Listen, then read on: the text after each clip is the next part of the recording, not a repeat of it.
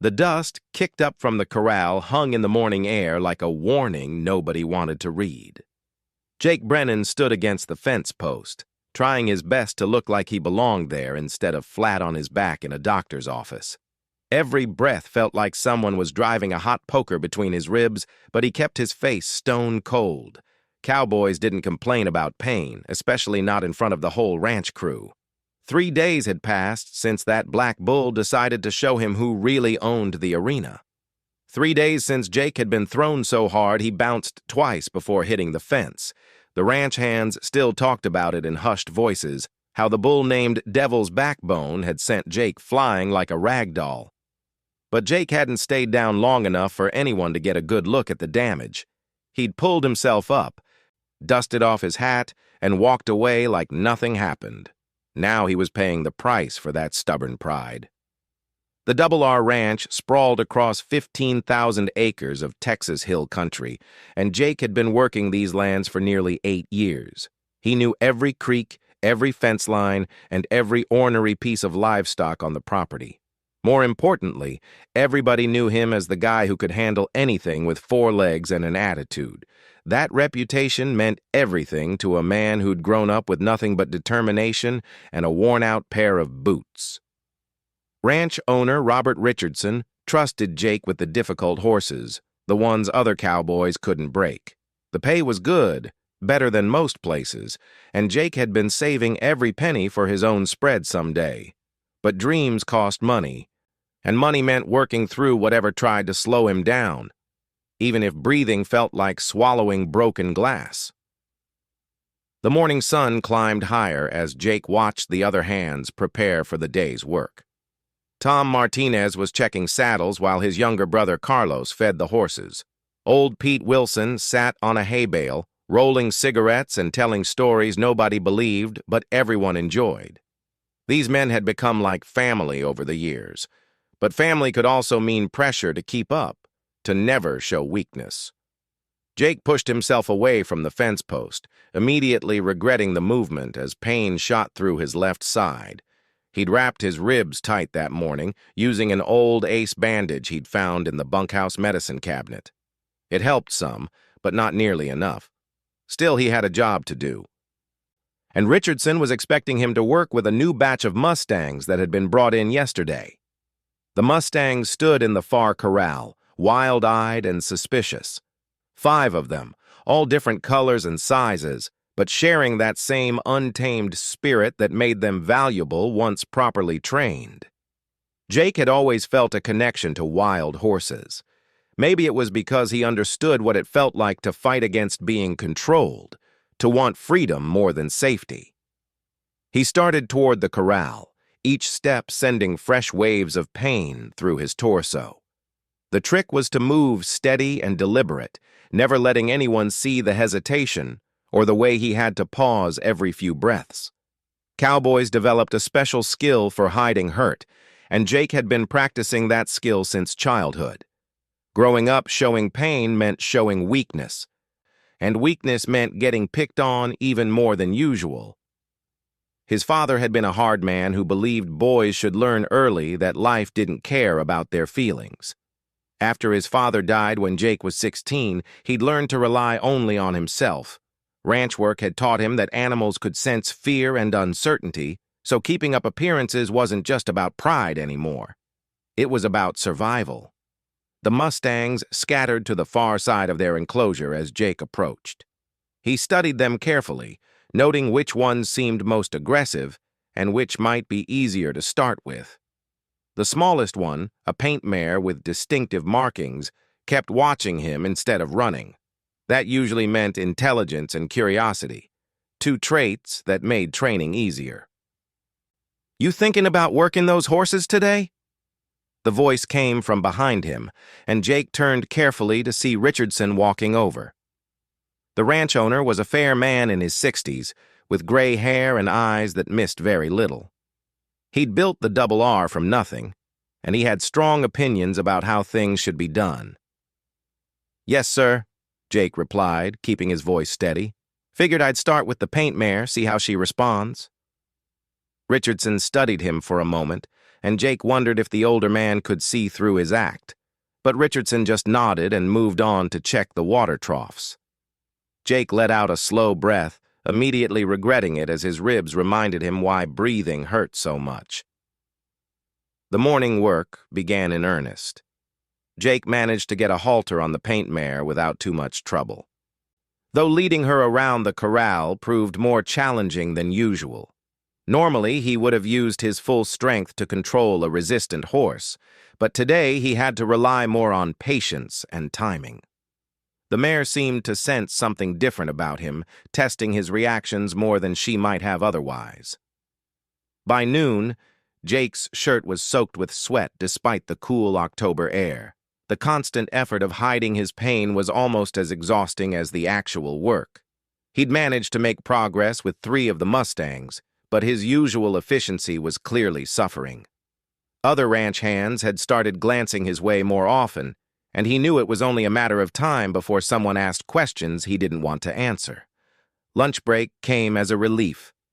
Jake found a spot in the shade behind the barn where he could rest without being observed. He leaned against the wooden wall and closed his eyes, trying to breathe as shallow as possible. The ace bandage was soaked with sweat and had loosened throughout the morning, providing less support than when he'd first wrapped it. He must have dozed off, because the next thing he knew, someone was shaking his shoulder. Jake's eyes snapped open to find Carlos Martinez looking down at him with concern. "You okay, Jake? You've been back here for almost an hour." "Just resting," Jake said, pushing himself upright and immediately regretting the movement. "Hot day for October?" Carlos didn't look convinced, but he didn't push the matter. "Richardson wants to see you in his office when you get a minute." Jake's stomach clenched, and not from the pain in his ribs. Richardson wanting to see him could mean any number of things, most of them involving questions Jake wasn't ready to answer. He made his way to the main house, moving as normally as possible while Carlos watched. Richardson's office occupied one corner of the ranch house, with windows overlooking the main corral and the hills beyond. The walls were covered with photographs of prize bulls and champion horses, along with ribbons and trophies from livestock shows. Richardson sat behind his desk, reading through what looked like veterinary reports. "Sit down, Jake," he said without looking up. Jake lowered himself into the chair across from the desk, trying not to show how much the movement hurt. Richardson finished reading and set the papers aside, finally meeting Jake's eyes. "Doc Henley called this morning," Richardson said quietly. "Seems he was at the bull riding event last weekend. Saw what happened with you and Devil's Backbone." Jake's heart started beating faster, but he kept his expression neutral. "Yes, sir. Got thrown pretty good. Doc says it looked like you might have taken some damage to your ribs. Says he was surprised when you didn't stick around for medical attention." There was no point in lying outright, but Jake wasn't ready to admit how bad things really were. "Got a little banged up, but nothing I can't handle." Richardson leaned back in his chair, studying Jake's face. "I've known you for 8 years, son. You're one of the best hands I've ever had, and I trust you with the most difficult work on this ranch. But I also know you well enough to recognize when you're hurting more than you're letting on." The silence stretched between them. Jake could hear the clock ticking on the wall and the distant sound of horses moving around the corral. He wanted to maintain his denial, but Richardson's patient stare made it difficult. "I can still do my job," Jake said finally. "I'm not questioning your work ethic," Richardson replied. "But I am questioning your judgment. If you're injured and trying to work through it, you're putting yourself and others at risk. Those Mustangs can sense weakness, and a hurt handler is a dangerous handler." Jake knew Richardson was right, but admitting injury felt like admitting failure. More than that, it felt like opening the door to being sent away, losing his job, losing his chance at saving enough money for his own place. "What are you saying?" Jake asked. "I'm saying you need to see Doc Henley. Get checked out properly. If you're hurt as bad as I think you are, you need treatment. And if I don't?"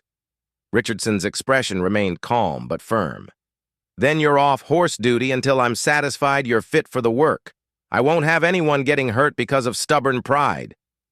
The threat hit Jake like a physical blow. Working with horses was his specialty, his value to the ranch. Without that, he was just another ranch hand, easily replaceable and probably not worth keeping around. But seeing a doctor meant potentially weeks of recovery time, possible surgery, definitely no income. "I'll think about it," Jake said, knowing it was a weak response. "You'll do more than think about it," Richardson said, but his tone wasn't harsh. "You'll make a decision. Either see the doctor or accept modified duties until you're healed up." Jake left the office feeling worse than when he'd gone in. The afternoon stretched ahead of him, filled with work he wasn't sure he could complete and a decision he didn't want to make. He walked slowly back toward the corrals, trying to figure out his next move. The Mustangs were still there, waiting. The paint mare approached the fence as he got closer, showing more trust than she had that morning. Under normal circumstances, this would have been encouraging progress. Today, it just reminded him of everything he stood to lose. He was standing there, lost in thought, when he heard the sound of a truck coming up the drive. Jake turned to see a red pickup pulling a horse trailer, dust billowing behind it. The truck was unfamiliar, but the way it moved suggested someone comfortable driving ranch roads. The vehicle stopped near the main corral, and the driver's door opened. Out stepped a woman in her early 30s, wearing worn jeans, boots, and a hat that had seen plenty of use. She moved with the confident stride of someone who belonged around horses and wasn't impressed by much. Jake had never seen her before, but something about her presence immediately caught his attention. She walked around to the back of the trailer and began unloading gear, apparently in no hurry despite being watched by several ranch hands. Her movements were efficient and practiced, suggesting years of experience with livestock. When she finally looked around, her gaze swept across the assembled cowboys before settling on Jake. For a moment, their eyes met across the distance. Even from 50 feet away, Jake could see that she was assessing him the same way she might evaluate a horse, looking for strengths and weaknesses. It was an uncomfortable feeling for someone trying hard to hide his condition. Richardson emerged from the house and walked toward the new arrival, confirming that her presence was expected. Jake watched as they shook hands and began talking, too far away for him to hear the conversation. Whatever was being discussed, Richardson seemed pleased about it. After a few minutes, Richardson gestured toward the corrals and the gathered ranch hands. The woman nodded and followed him, still carrying what looked like professional training equipment. As they got closer, Jake could see that she was prettier than his first impression had suggested, but in a way that suggested she'd never needed to rely on looks to get respect.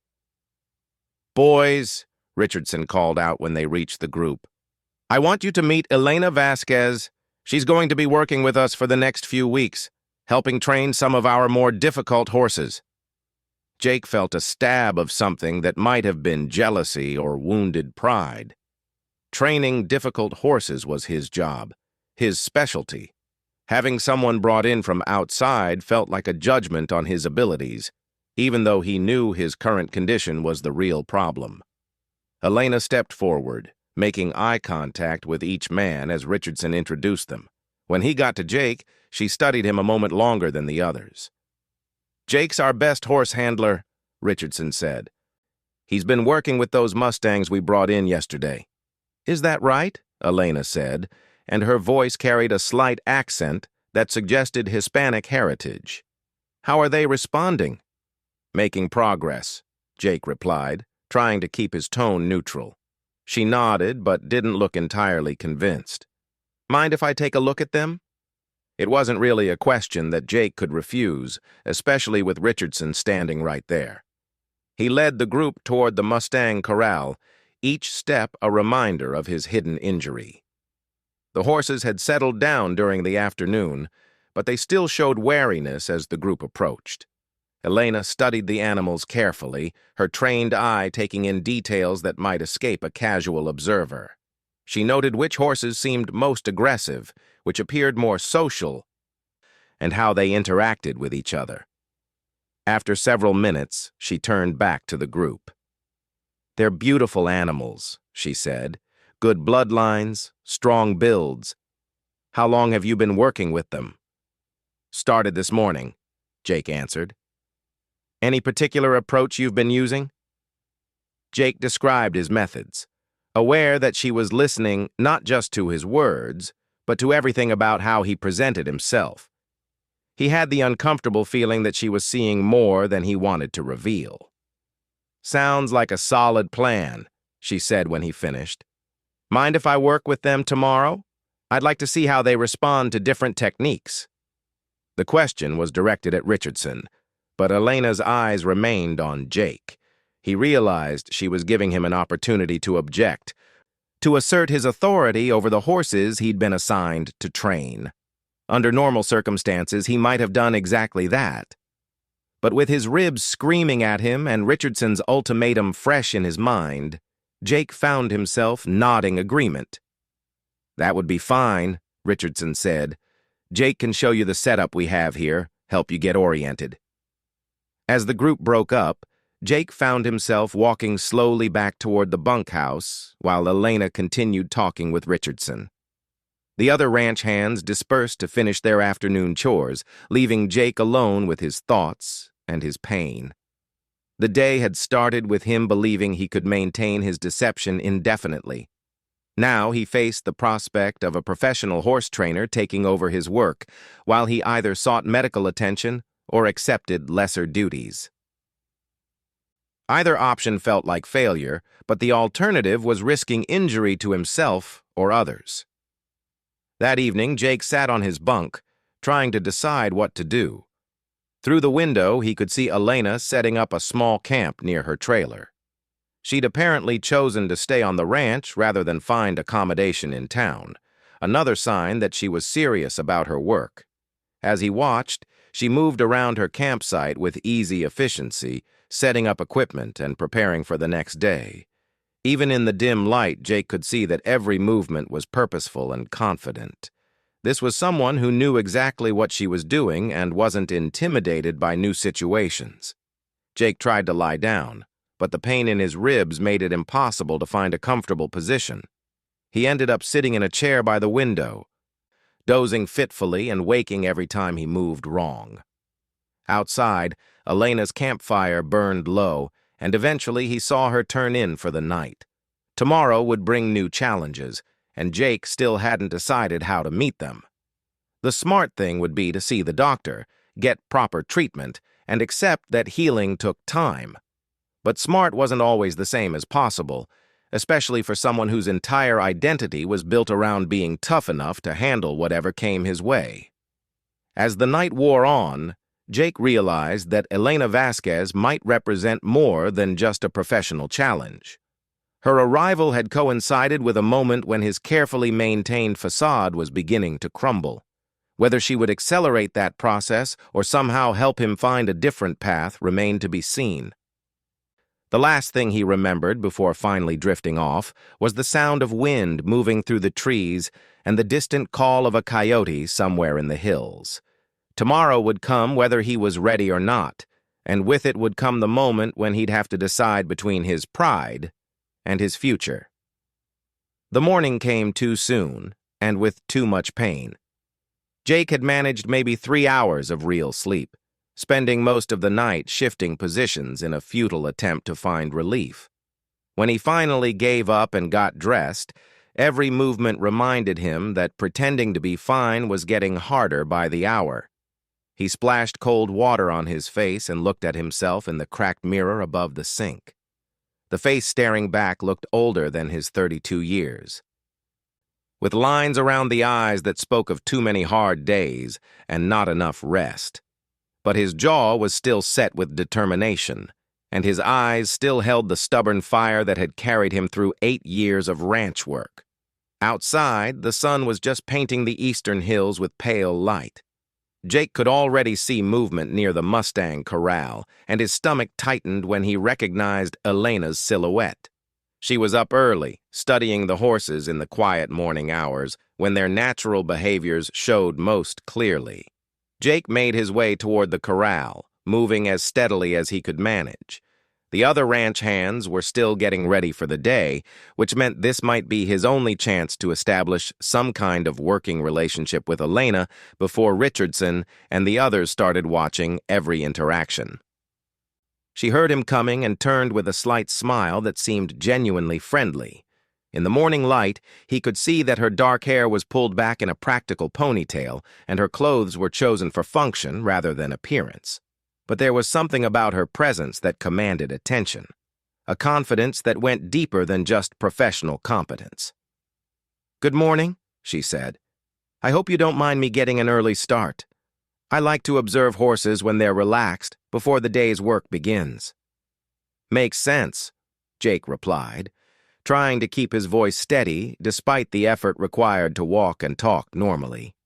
"See anything interesting?" Elena gestured toward the Mustangs, who were grazing peacefully in the morning calm. "The paint mare you mentioned yesterday is definitely the leader of the group.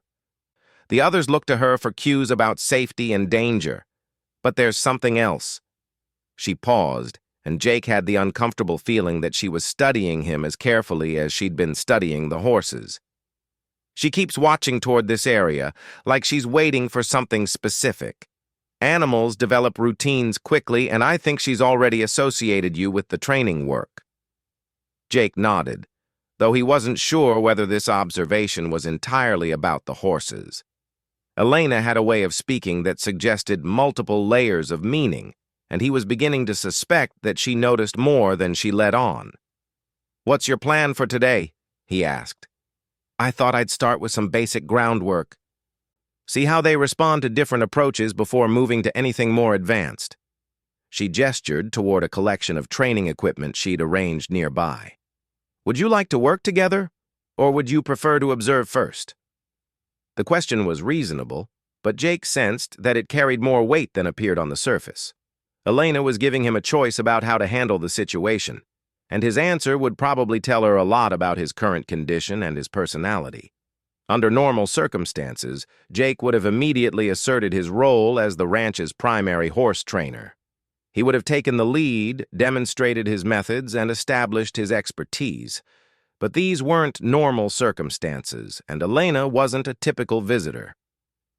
"Why don't you start?" he said finally. "I'd like to see your techniques." Elena's expression didn't change, but Jake thought he caught a flicker of something that might have been understanding. She nodded and moved toward the corral gate, her movements fluid and confident. "I'll start with the paint mare," she said, opening the gate and stepping inside.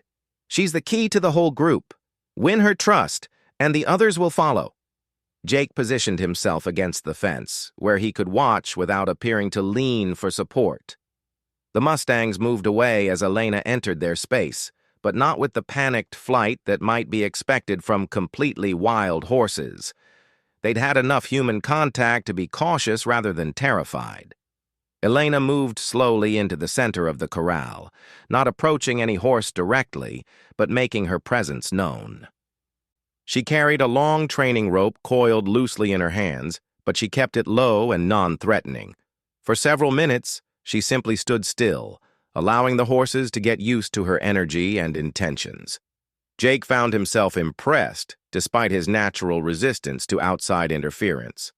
Elena's approach was patient and methodical, focused on reading the horse's responses rather than forcing immediate compliance. It was similar to his own methods, but refined by years of specialized experience. The paint mare was the first to show curiosity. She lifted her head from grazing and took a step toward Elena, then stopped to assess the situation. Elena remained motionless, letting the horse make all the decisions about distance and interaction. "She's testing," Elena said quietly, speaking to Jake without taking her eyes off the mare. "Trying to figure out if I'm a threat or an opportunity."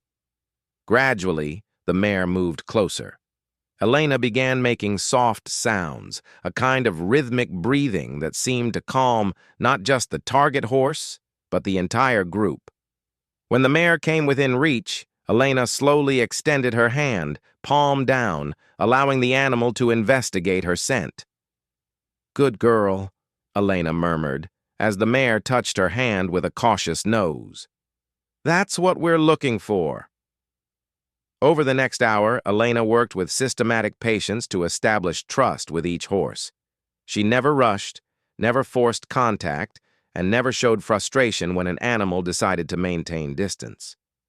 Jake watched, torn between admiration for her skill and concern about what her presence meant for his own position at the ranch. As the morning progressed, other ranch hands began appearing for their daily work. Tom and Carlos Martinez stopped by to watch Elena's techniques, and old Pete Wilson offered commentary that nobody had requested but everyone tolerated with good humor. Richardson himself appeared around 9 o'clock, observing from a distance but clearly pleased with what he saw. Jake tried to maintain his usual role as the knowledgeable expert, answering questions and offering insights about each horse's personality. But the effort of standing and talking while managing constant pain was taking its toll. By 10 o'clock, he was struggling to hide his discomfort. Elena noticed first. She was working with the smallest of the Mustangs, a young stallion who'd been particularly skittish, when she glanced over and caught Jake in an unguarded moment. He was gripping the fence post with white knuckles, his face pale and drawn with pain.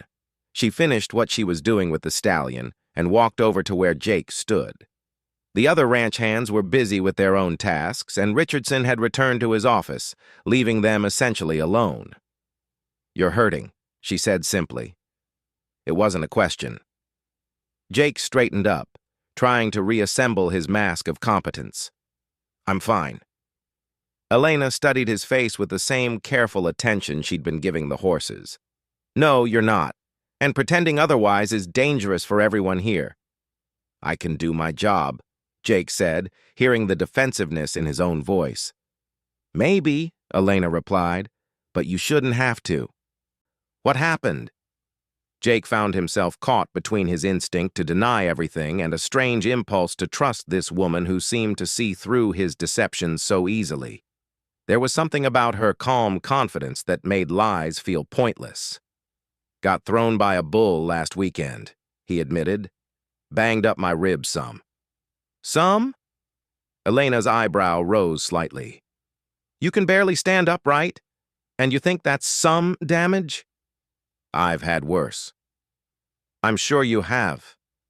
But that doesn't make this nothing." Elena glanced around to make sure they weren't being overheard, then moved closer. "Let me guess. You're worried that admitting injury means losing work, maybe losing your job entirely." Jake's silence was answer enough. "So you're trying to work through it, hoping it will heal on its own while you maintain your reputation as the tough guy who can handle anything." Elena's tone wasn't judgmental, but it was direct. "How's that working out?" "It's working fine," Jake said, but even he could hear how unconvincing it sounded. Elena glanced toward the Mustangs, who had settled back into their morning routine. "Those horses can sense weakness, you know. They're prey animals, evolved to detect any sign that a predator might be injured or distracted. Your pain is affecting how they respond to you." Jake wanted to argue, but he'd noticed the same thing himself. The horses were more hesitant around him than usual, testing boundaries they normally respected. He'd attributed it to their wild nature, but Elena was right. They could sense that something was wrong. "What do you suggest?" he asked, surprised to hear himself asking for advice. "See a doctor. Get proper treatment. Accept that healing takes time." "And lose my job while I'm recovering?" Elena was quiet for a moment, considering. Maybe there's another way. Before Jake could ask what she meant, the sound of an approaching vehicle interrupted their conversation. A white pickup truck was coming up the drive, moving fast enough to kick up a substantial dust cloud. As it got closer, Jake could see the veterinary logo on the side. "Doc Henley," Jake muttered, his heart sinking. Richardson must have called the veterinarian, probably to examine the Mustangs, but possibly for other reasons as well. The truck stopped near the corral and Dr. Henley climbed out. He was a man in his 50s with graying hair and the kind of steady presence that came from 30 years of dealing with large animals and the people who worked with them. His eyes immediately found Jake among the assembled group. "Morning, Jake," he said with a nod. "How are you feeling?" "Fine," Jake replied automatically, though he could see Elena shaking her head slightly at his continued denial. Dr. Henley approached with the kind of deliberate movement that suggested he had more on his mind than routine veterinary work. "Richardson called me yesterday. Said you might need someone to take a look at you." "I don't need medical attention," Jake said, aware that his protest sounded weaker each time he repeated it. "Maybe not," Dr. Henley agreed. "But since I'm here anyway to check those Mustangs, why don't you humor an old man? 5 minutes just to put everyone's mind at ease." Jake looked around and realized that refusing would only create more problems. Richardson was walking over from the house, clearly expecting some kind of resolution to the situation. The other ranch hands were trying to look busy while obviously listening to every word. Elena watched with the patient expression of someone waiting to see how he'd handle the pressure. 5 minutes, Jake agreed reluctantly. Dr. Henley led him toward the truck, where he'd set up a basic examination area. Elena followed at a distance, close enough to observe but far enough to give them privacy. Jake found himself oddly comforted by her presence, even though she was essentially a stranger. "Shirt off," Dr. Henley said matter-of-factly. Jake hesitated, knowing that removing his shirt would reveal both his injuries and the makeshift bandaging he'd been using to hide them. But with Dr. Henley waiting and Elena watching, he slowly pulled his shirt over his head. The intake of breath from Dr. Henley told Jake everything he needed to know about how bad he looked. The veterinarian's expression shifted from casual concern to serious professional attention as he took in the extensive bruising and swelling along Jake's left side. "How long ago did this happen?" Dr. Henley asked, his voice now completely focused. 4 days. "And you've been working since then?" Jake nodded, not trusting his voice. Dr. Henley began a careful examination, his experienced hands checking for signs of more serious damage. Each touch sent fresh waves of pain through Jake's torso, but he gritted his teeth and endured it. After several minutes, the doctor stepped back with a concerned expression. "At minimum, you've got 3 cracked ribs and significant soft tissue damage," he said. "At worst, you might have internal bleeding that could become life-threatening." "But I'm still functioning," Jake protested. "Barely. And every day you push yourself increases the risk of serious complications." Dr. Henley's tone was firm, but not unsympathetic. "You need X-rays, probably a CT scan, and definitely complete rest until we know the full extent of the damage."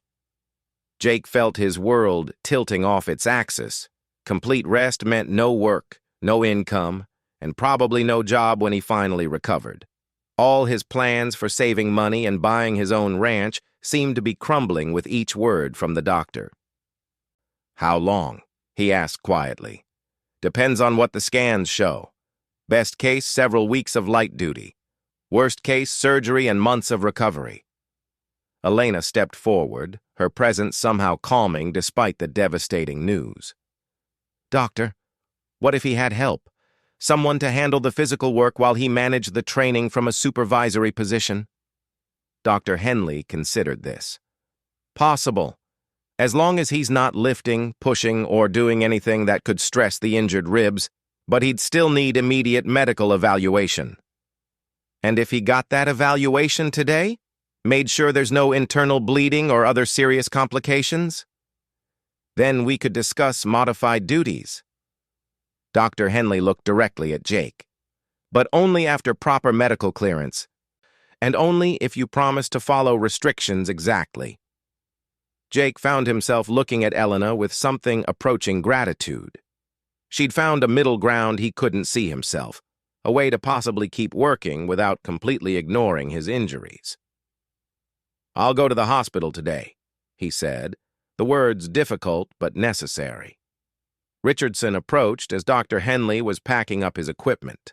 The ranch owner's expression was serious but not angry, more concerned than disappointed. "What's the verdict?" Richardson asked. Dr. Henley explained the situation and Elena's suggestion about modified duties. Richardson listened thoughtfully, occasionally glancing at Jake with an expression that mixed frustration and sympathy. "Here's what we'll do," Richardson said finally. "Jake, you get to the hospital today. Find out exactly what we're dealing with. If the doctor clears you for light duty, you can work with Elena on training supervision. But no physical work until you're completely healed." "And my pay?" Jake asked, hating that he had to bring up money, but knowing it was essential. "Full pay as long as you're contributing to the work. Elena's expertise combined with your knowledge of our specific horses could actually improve our training results." Jake felt a weight lifting from his shoulders, though the physical pain remained unchanged. For the first time since the bull riding accident, he could see a path forward that didn't require choosing between his health and his livelihood. Elena was watching him with an expression that might have been approval, but there was something else in her eyes. Interest, maybe, or recognition of a kindred spirit who understood the struggle between pride and practicality. "Thank you," Jake said to her, meaning it more than he'd meant anything in years. "Don't thank me yet," Elena replied with a slight smile. "You might find that supervision is harder than physical work. I have high standards." As Dr. Henley drove away and the other ranch hands returned to their tasks, Jake found himself facing a very different day than he'd anticipated when he woke up. In a few hours, he'd be getting medical tests that might reveal serious damage he'd been ignoring. But he'd also found an unexpected ally in Elena, someone who'd seen through his stubborn facade and offered a solution he couldn't have imagined. Richardson departed with instructions for Jake to call the ranch when he had medical results. Elena returned to working with the Mustangs, but she moved differently now, with the awareness that she was establishing not just a relationship with the horses, but a partnership with Jake. As Jake prepared to leave for the hospital, Elena approached him one more time. "You know," she said, "most cowboys I've met would have kept fighting until they collapsed. It takes strength to ask for help." "I didn't ask for help," Jake pointed out. "You forced me to accept it." Elena's smile was warm and genuine. "Sometimes that's what helping looks like. See you tomorrow, partner." The word partner hit Jake harder than he'd expected. In 8 years of ranch work, he'd been respected, trusted, and valued. But he'd never really been anyone's partner, never had someone willing to share both the work and the risk of failure. As he drove toward town and whatever the medical tests might reveal, Jake found himself thinking less about what he might lose and more about what he might gain. Elena Vasquez had appeared in his life at the exact moment when his carefully constructed independence was falling apart. Whether that timing was coincidence or fate remained to be seen. But for the first time in days, Jake felt something that resembled hope. The hospital waiting room smelled like disinfectant and worry. Jake sat in an uncomfortable plastic chair, wearing a hospital gown and trying not to think about the stack of medical bills that would probably follow this visit. The X-rays and CT scan had been completed 2 hours ago, but the doctor was still reviewing results with what seemed like unusual attention to detail. When Dr. Sarah Chen finally appeared with a folder full of images and reports, her expression was serious, but not grim. Jake had learned to read medical faces during his childhood, when his mother had spent months battling an illness that eventually claimed her life. Dr. Chen looked like someone with complicated news rather than devastating news. "Good news first," she said, settling into the chair across from him. "No internal bleeding, no organ damage, and no displaced fractures. The bad news is that you have 4 cracked ribs instead of 3, significant inflammation of the surrounding tissue, and evidence of previous injuries that never healed properly. Jake absorbed this information, focusing on the fact that he wasn't going to die or need surgery. What does that mean for work? It means you've been incredibly lucky and incredibly stupid. Dr. Chen's tone was direct, but not unkind. Another week of heavy physical labor could have turned those cracks into complete breaks. Complete breaks could have punctured a lung or caused internal bleeding. But I can work with restrictions? Light duty only. No lifting over 10 pounds, no twisting, no sudden movements, and definitely no direct contact with large animals until the inflammation reduces. She handed him a prescription bottle. Anti-inflammatory medication to be taken exactly as directed, ice packs 3 times daily, and I want to see you back here in 2 weeks. Jake dressed carefully, each movement a reminder of his limitations. The prescription medication would help with pain and healing, but it also represented a fundamental change in how he'd been approaching life. For years, he'd relied on his ability to ignore discomfort and push through any obstacle. Now he was being forced to acknowledge that some problems required help rather than just determination. The drive back to the Double R gave him time to think about what came next. Elena had offered a partnership, but partnerships required trust and vulnerability, 2 things that didn't come naturally to someone who'd learned early that depending on others led to disappointment. Still, the alternative was losing everything he'd worked for, and Elena had already proven she was willing to take risks to help him. He arrived at the ranch to find Elena working with all 5 Mustangs simultaneously, using techniques he'd never seen before. She had them moving in coordinated patterns around the corral, responding to subtle voice commands and body language. The level of trust and communication she'd established in just 1 day was remarkable. Richardson was watching from the fence, his expression impressed and satisfied. When he saw Jake approaching, he walked over with obvious concern. "How bad?" Richardson asked directly. "4 cracked ribs, but no surgery needed. Doctor says light duty for several weeks, then gradual return to full work." Jake handed over the medical clearance form Dr. Chen had provided. Richardson read through the restrictions carefully. "These are pretty limiting for ranch work." "I know. But Elena suggested I could handle training supervision while she manages the physical aspects, if that works for you." Richardson looked toward the corral where Elena was concluding her session with the Mustangs. "Based on what I've seen today, that arrangement might actually improve our results.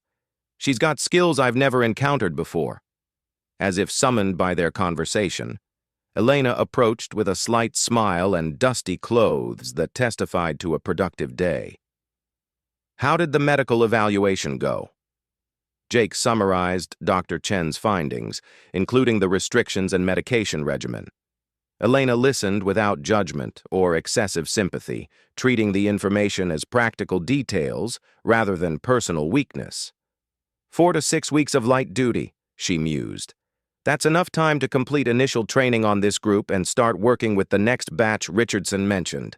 If we coordinate properly, you can handle assessment and strategy while I manage the physical implementation. "You're willing to work that way?" Jake asked. Most trainers prefer to work independently. Most trainers haven't worked with someone who knows these specific animals and this particular environment.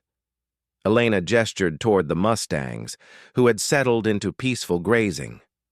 "Your knowledge combined with my techniques could produce better results than either of us working alone." Over the following days, they developed a partnership that surprised everyone, including themselves. Jake's detailed knowledge of each horse's personality and history provided Elena with insights that accelerated her training progress. Meanwhile, her advanced techniques and fresh perspective helped Jake see new possibilities in animals he thought he already understood completely. The paint mare, who had been the group leader, responded to Elena's methods by becoming not just cooperative, but actively helpful in training the other horses. The young stallion, who'd been most skittish, developed confidence under Elena's patient guidance, while Jake provided crucial information about which approaches worked best with different personality types. But the partnership extended beyond just horse training. Elena had a way of asking questions that made Jake think about his methods and assumptions without feeling criticized. She was genuinely interested in learning from his experience, and her respect for his knowledge made it easier for him to accept help with physical tasks. One morning, about a week into their collaboration, Jake found Elena sitting by her trailer with a cup of coffee and a notebook filled with observations about each horse.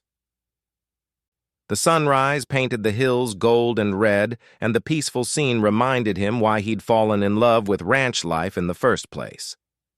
"Mind if I join you?" he asked, carrying his own coffee mug. "Of course."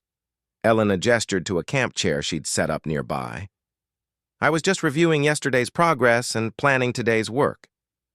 Jake settled into the chair, grateful for the pain medication that made sitting more comfortable than it had been in weeks. "What's your assessment so far?" "Honestly, these horses have more potential than I initially thought. Your preliminary work with them was excellent, even working through injury." Elena looked up from her notebook. "But I'm curious about something. Why are you so determined to do everything yourself?" The question caught Jake off guard. Most people accepted his independence as a positive trait, but Elena seemed to see it as something more complicated. "Learned early that depending on others leads to disappointment," he said after a moment. "Better to be self-sufficient, even when self-sufficiency means suffering unnecessarily." Jake considered this. Suffering's temporary. Disappointment from trusting the wrong people lasts longer. Elena was quiet for a while, watching the horses move around their enclosure. "I grew up on a ranch in New Mexico," she said finally.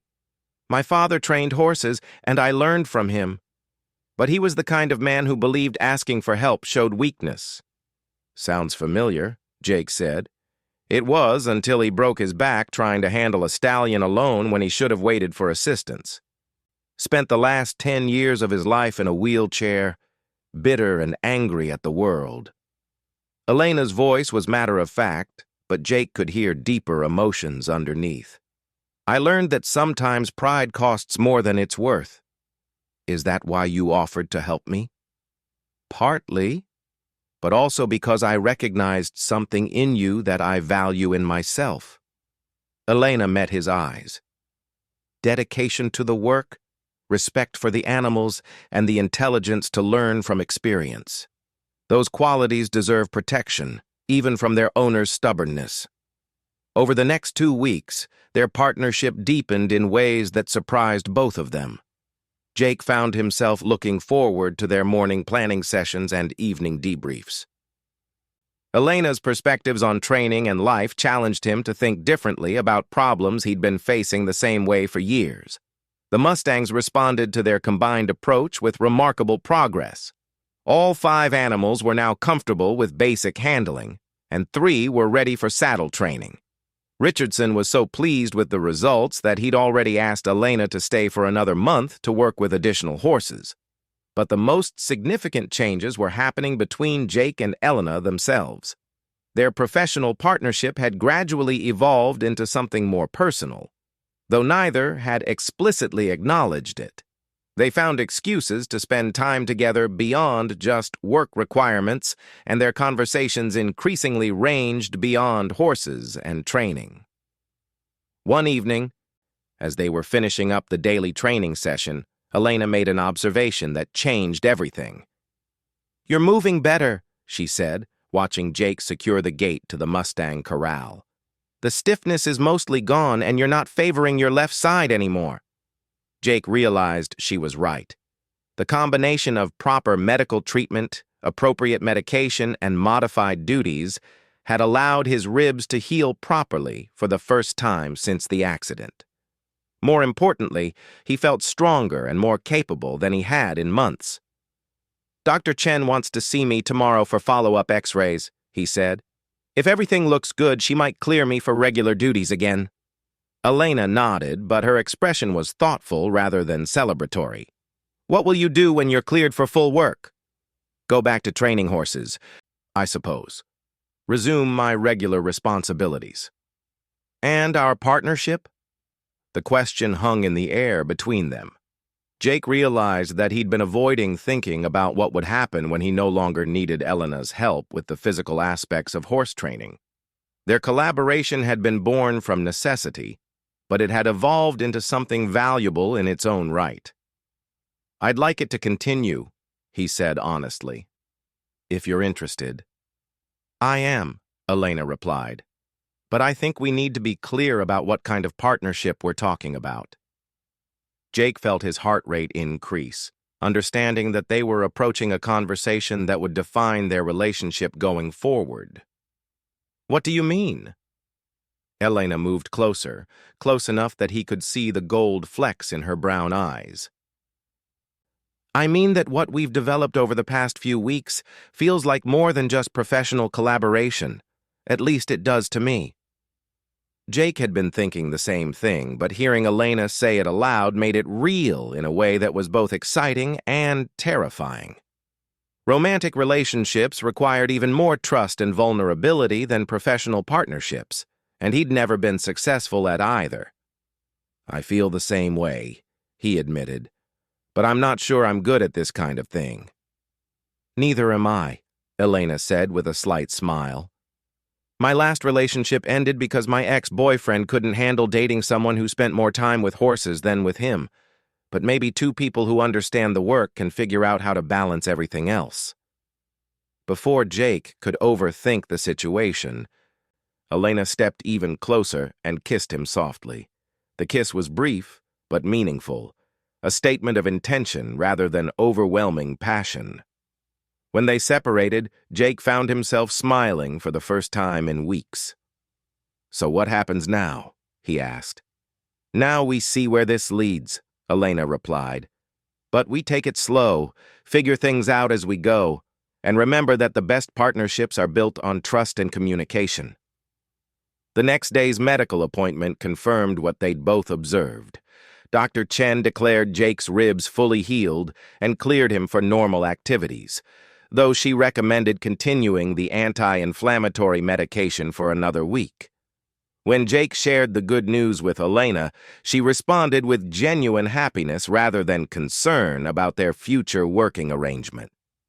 Richardson, when informed of Jake's medical clearance, surprised them both by proposing a formal arrangement that would keep Elena on staff permanently. The ranch's horse training program had become more successful than ever, and he wanted to maintain the partnership that was producing such excellent results. You two work together better than anyone I've seen, he told them during a meeting in his office. Jake knows our horses and our methods. Elena brings advanced techniques and fresh perspectives. Together, you're training horses faster and better than either could alone.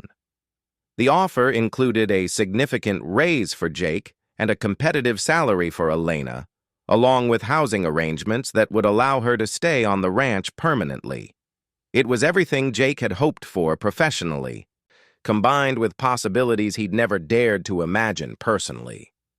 That evening, as they sat by Elena's trailer watching the sunset paint the hills in shades of orange and purple, Jake reflected on how dramatically his life had changed in just a few weeks.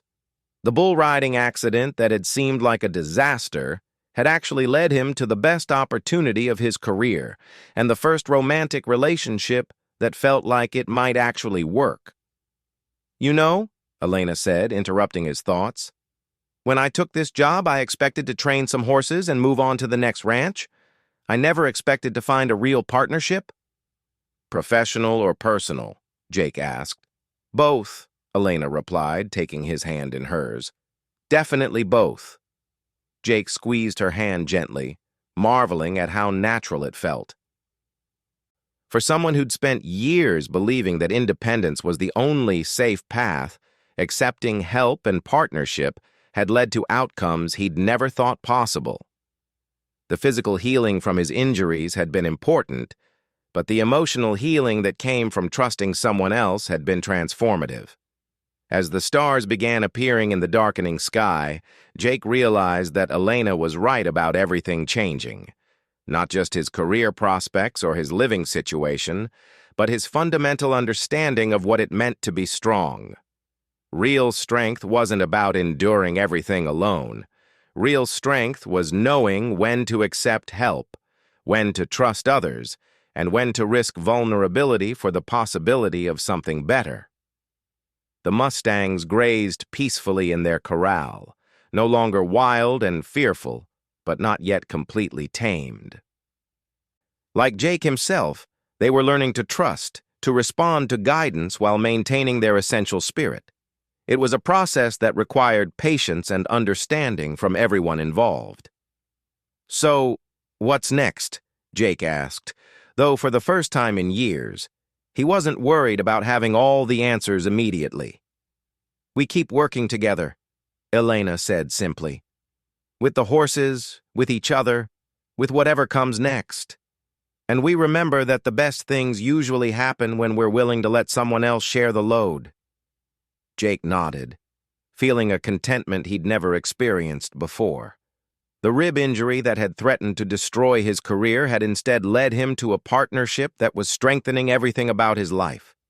Sometimes the worst-seeming disasters turned out to be the best things that could happen, especially when the right person showed up at exactly the right moment to offer help. As they sat together in the comfortable silence of evening on the ranch, Jake understood that everything really had changed. But unlike the changes he'd feared when his injuries first occurred, these changes were leading him toward a future that was better than anything he'd planned for himself. All it had taken was learning to trust someone else with the lead rope, and everything else had followed naturally from that single act of faith.